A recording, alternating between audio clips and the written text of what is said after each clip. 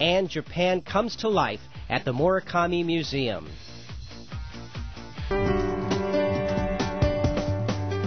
We now head up to Boca Raton to visit one of South Florida's most interesting and unique attractions, the Morikami Japanese Museum and Gardens. We're going to see how it recently added a new exhibit.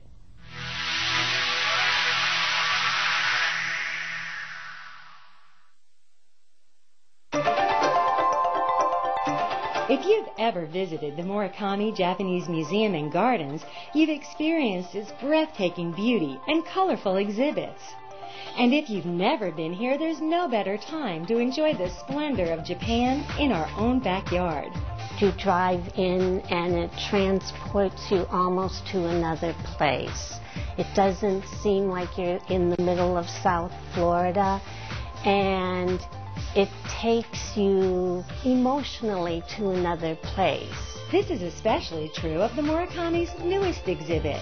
It's called Japan Through the Eyes of a Child, and what it does is we walk through a series of rooms and children get to discover what contemporary Japan is all about.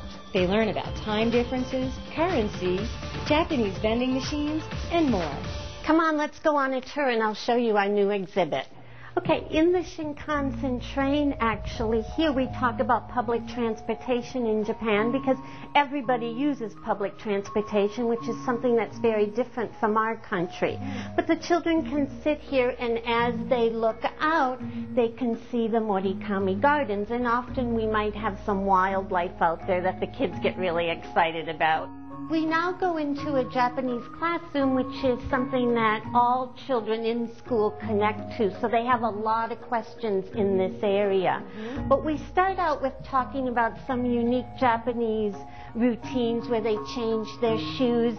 Like we have fire drills in Japan schools, they have earthquake drills where they wear a helmet. And we also talk what they love to hear about are the Japanese textbooks, because compared to an American textbook, they're very different. And we talk about the two different ways a Japanese textbook would open, and the fact that they use the same backpack throughout all elementary school, which is hanging over there, which they find very unique. And then once they hit middle school and high school, they start wearing uniforms, and these are two typical uniforms that students may wear. And again, you see some upper level students and the routines that follow through in middle school and high school.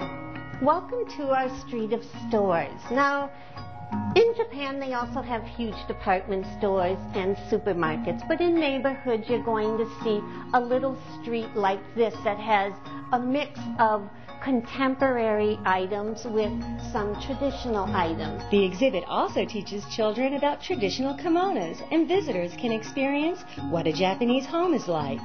From there, we go into a very contemporary style kitchen. And this is a lot where we talk about the food of Japan, especially because Japanese restaurants are so popular here that it's a good connecting tool for the kids.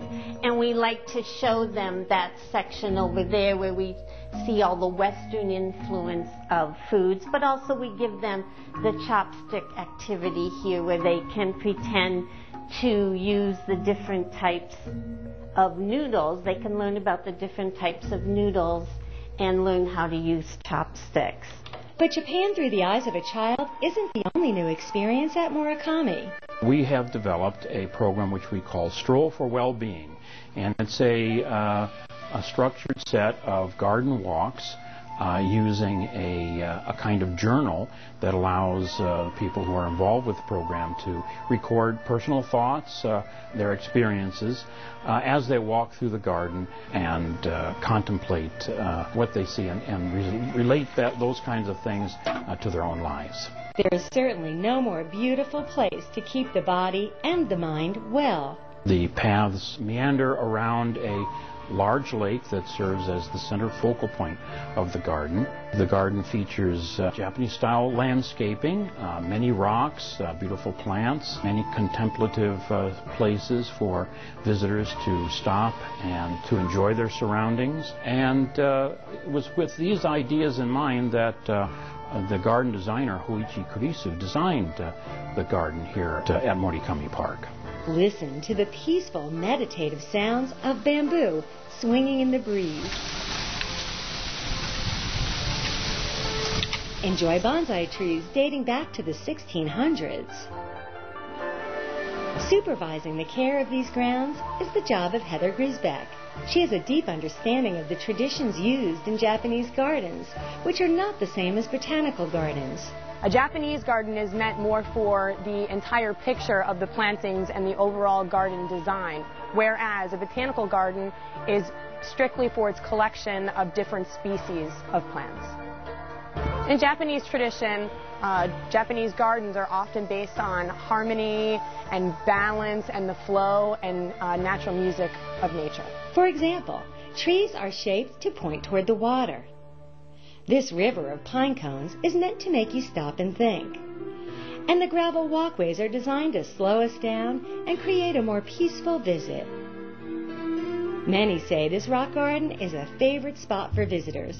The symbolism of the rock gardens is when Buddhism actually came into Japanese history. That was adopted from China, and it's actually where natural materials are used to signify something else, like the patterns in the rock are meant to signify currents in water. And it's mostly used for meditation and reflection. And it's really a wonderful place to sit and think about anything.